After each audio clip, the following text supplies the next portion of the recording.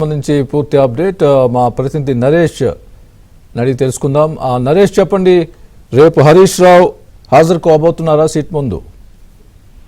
రేపు ఉదయం 11 గంటలకు ఆయన జూబ్లీహిల్స్ పోలీస్ స్టేషన్ లో సిట్ విచారణకు హాజరు కాబోతున్నట్టు సమాచారం. అందుకు సంబంధించిన సమాచారాన్ని ఆయన కార్యాలయ సిబ్బంది కూడా తెలియజేశారు. వాస్తవానికి గత డిసెంబర్ లో శీతాకాల అసెంబ్లీ సమావేశాలు జరిగి ఆ సందర్భంగానే హరీష్ రావు మీడియాతో కూడా పలు సందర్భాల్లో వ్యాఖ్యానించారు.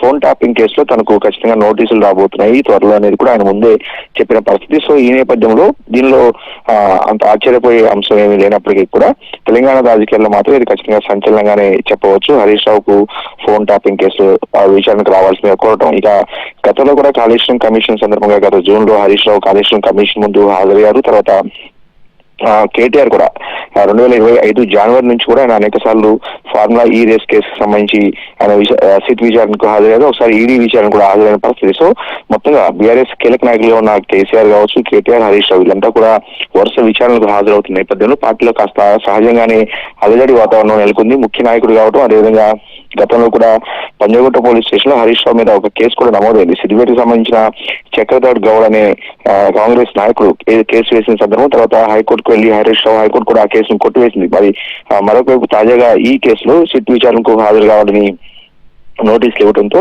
బీఆర్ఎస్ పార్టీలో కాస్త అలజడి నెలకొంది. ఖచ్చితంగా రేపు హరీష్ రావు విచారణకు హాజరయ్యే అవకాశం ఉంది. అదేవిధంగా రేపు మొత్తం అంటే రేపు డే అంతా కూడా ఆయన విచారించే అవకాశం ఉందని బీఆర్ఎస్ వర్గాలు భావిస్తున్నాయి. గతంలో ఎందుకంటే ఫార్ములా ఈ రేస్ కేసు సంబంధించి సిట్ విచారణకు పిలిచింది. అప్పుడు కేటీఆర్ ని పిలిచిన నేపథ్యం ఉదయం నుంచి సాయంత్రం వరకు కూడా 7 గంటల పాటు ఆయన విచారించారు. సో రేపు హరీష్ రావు కూడా ఖచ్చితంగా సిట్ విచారణకు హాజరు కాబోతున్నట్టు తెలుస్తుంది. ఆయన ఉదయం నుంచి సాయంత్రం కూడా విచారించే అవకాశం ఉంది. ఇక కల్వకుంట్ల కవిత, కేసీఆర్ తనే కవిత కూడా అనేక సార్లు స్వయంగా తన ఫోన్ ట్యాప్ అయిందని కూడా ఆమె గతంలో ఆరోపణలు చేశారు. సో ఈ ఆరోపణల నేపథ్యంలో ఈ కేసుకు అత్యంత ప్రాధాన్యత సంతరించుకుంది.